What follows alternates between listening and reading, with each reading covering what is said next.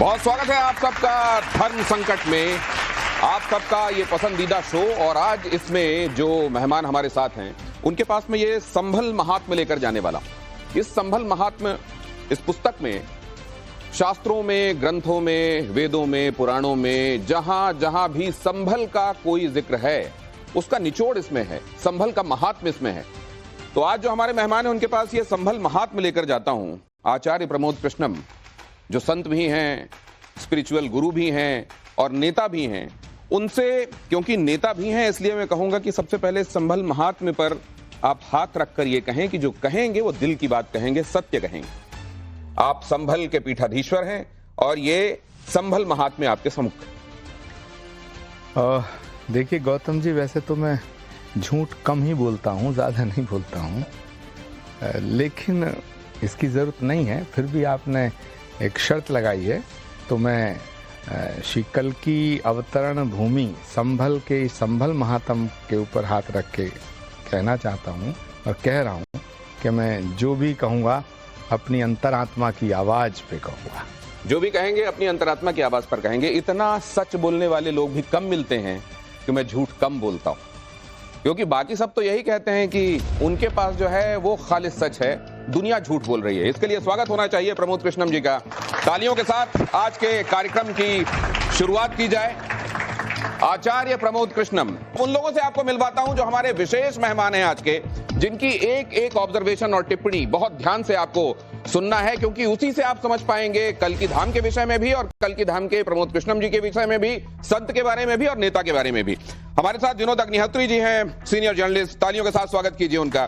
कुर्बान अली जी हैं, senior journalist. मौलाना अंसार रजा हैं, गरीब नवाज फाउंडेशन के। और कामरान मलिक जी हैं जो कि एडवोकेट हैं सुप्रीम कोर्ट के। आप सबका बहुत स्वागत करता हूं। कुर्बान अली जी का सवाल क्या है? नहीं, ये प्रमोद कृष्णन साहब की आस्था का सवाल है, मैं उस पर कोई सवाल नहीं करूंगा।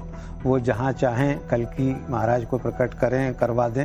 लेकिन क्या उन्होंने जो कहा कि गंगा और रामगंगा के बीच में, तो कोई जगह उन्होंने आइडेंटिफाई कर ली है या वो संभल की जामा मस्जिद में ही होगा? प्रमोद कृष्णम जी,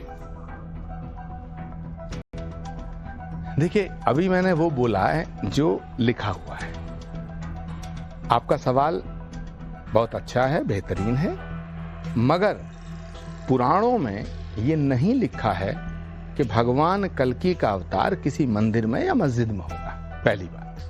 दूसरी बात, जब पुराण लिखे गए थे तो मुझे नहीं लगता कि कोई उस वक्त कोई मस्जिद रही होगी या उस समय, क्योंकि तो हज़ारों वर्ष पूर्व है। जहाँ तक मेरी जानकारी है तो 1500 साल पहले मस्जिद का जो तसव्वुर था वो कैसा था कैसा नहीं था, ये अंसार रजा साहब हैं, आप भी जानते होंगे। मगर पुराणों में मस्जिद का कोई जिक्र नहीं है और ये भी जिक्र नहीं है कि कल्कि भगवान का अवतार मंदिर में होगा।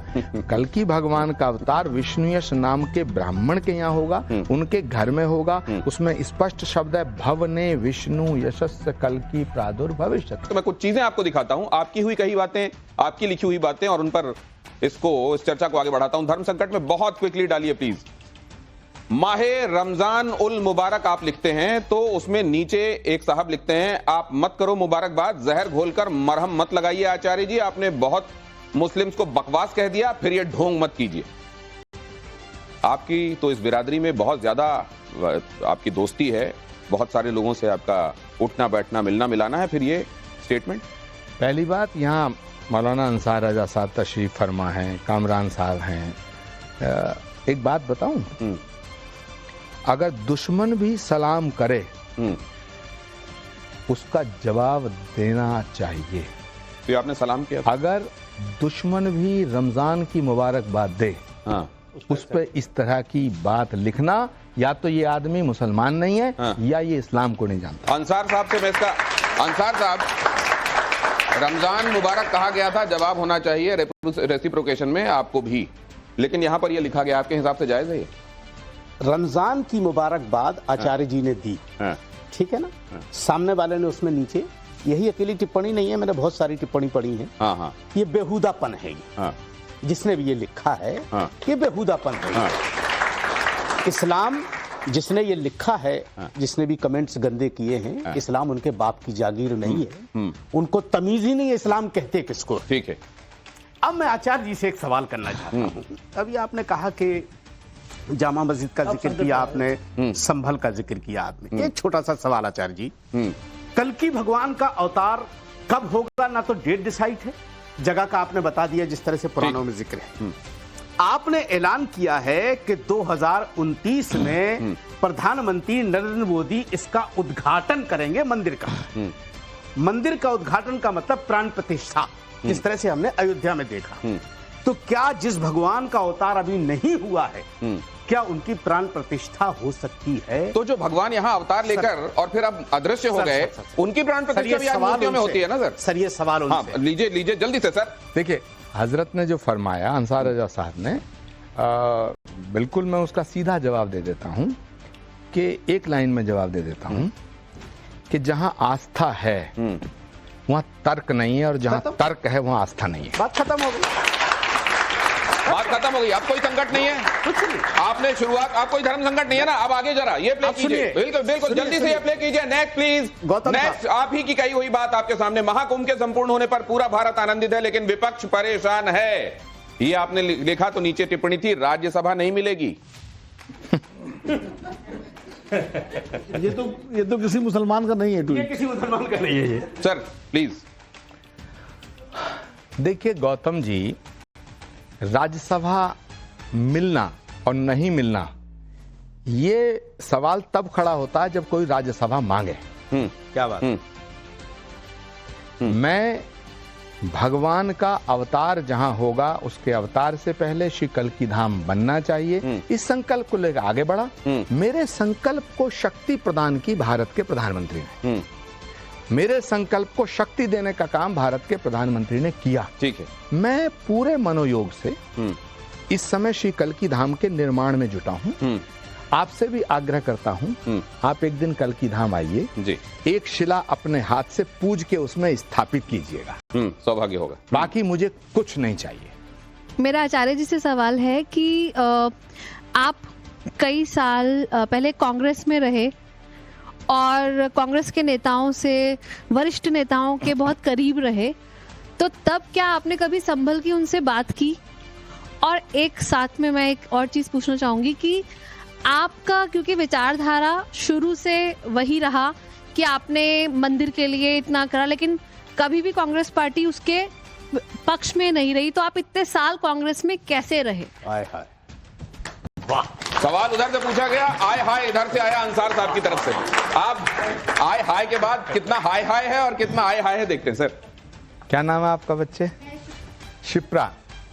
तुम्हारे सवाल का जवाब बहुत लंबा हो सकता है, लेकिन मुख्तसर सा जवाब देना चाहता हूं। संक्षिप्त उसको उर्दू में कहते हैं मुख्तसर, कि एक ऐसी आरजू में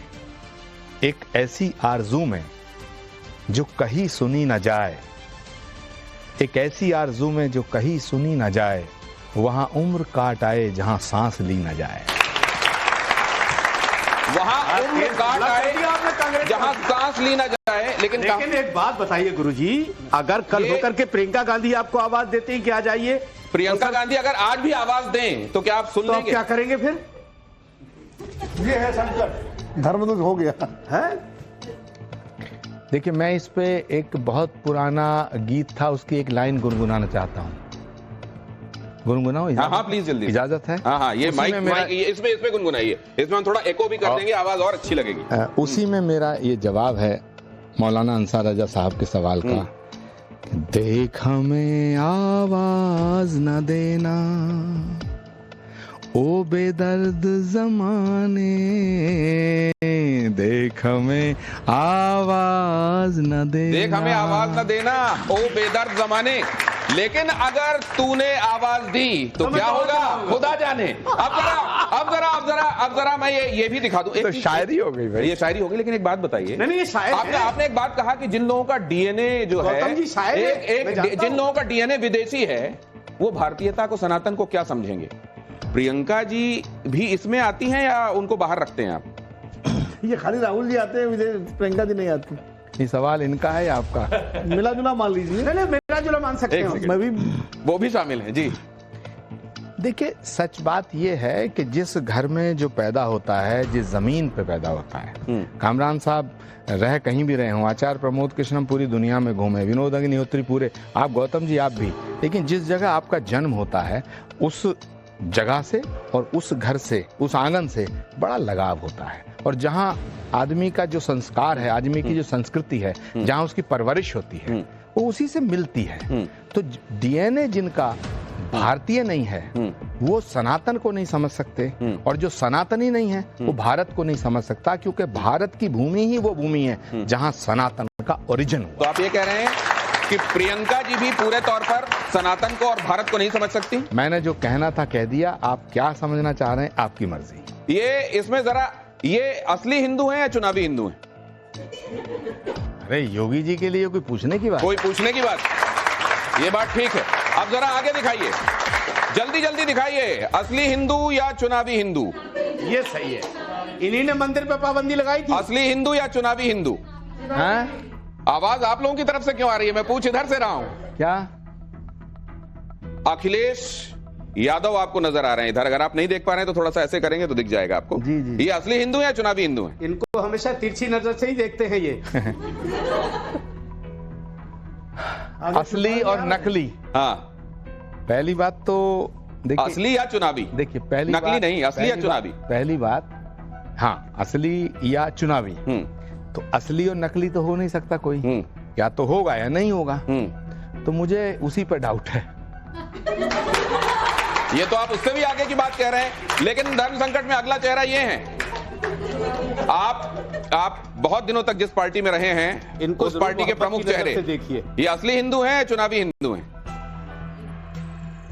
दोनों ही रख दिया आपने।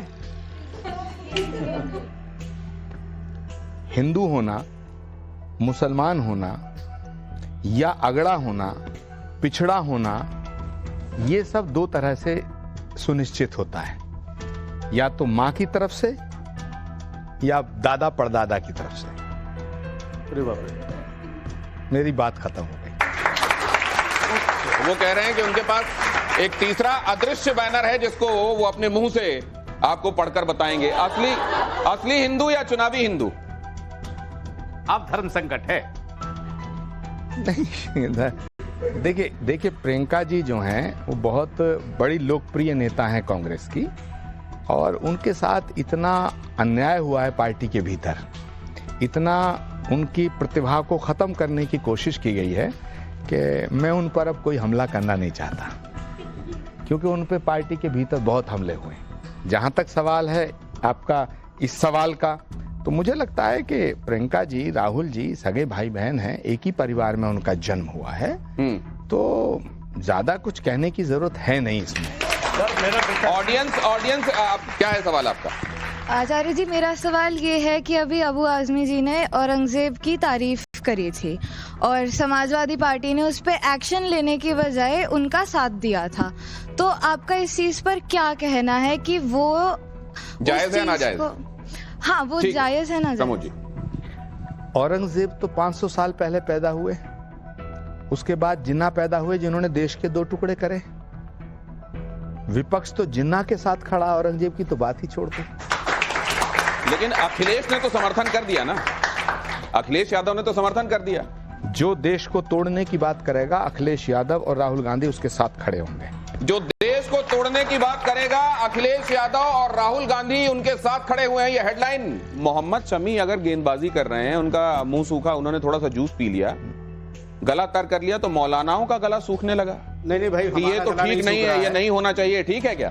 मैं बताता हूँ। इस्लाम के हवाले से पैगंबर इस्लाम हुजूर सल्लल्लाहु अलैहि वसल्लम ने ये फरमाया है, यानी कि प्रॉफिट मोहम्मद ने ये फरमाया है कि अगर किसी की जान पे बनाई हो, यानी कोई आदमी अगर नदी में डूब रहा और उसके पास आप नमाज पढ़ रहे हैं, उसकी जान बचानी जरूरी है, तो नमाज तोड़ सकते हो। जिंदगी की हिफाजत करना ये दीन कहता है, जीवन को बचाना ये हमारा धर्म भी कहता है, हमारा सनातन का शास्त्र कहता है। इसलिए अगर किसी आदमी को इतना ज्यादा प्रॉब्लम हो रही है कि अगर उसके होंठ सूख रहे हैं और उसने 2 घूंट पानी पी लिया, तो उस पे मुझे लगता है कि किसी भी गौतम जी, मैं उसको उलमा clear को- कर- उसमें उलमा एक को बात सवाल clear उठाने कर का कोई देता हूं, अधिकार नहीं। उसको क्लियर कर देता हूं। बात पानी पीने की और ड्रिंक्स पीने की नहीं आ रही, बात आ रही रमजान शरीफ की। उसको आपने क्लियर नहीं किया है। वो रोजे की हालत में नहीं था। जिसने भी इतराज किया है वो बेहुदापन का इतराज है। गलत वो रोजे की हालत में नहीं था, उसने पानी पिया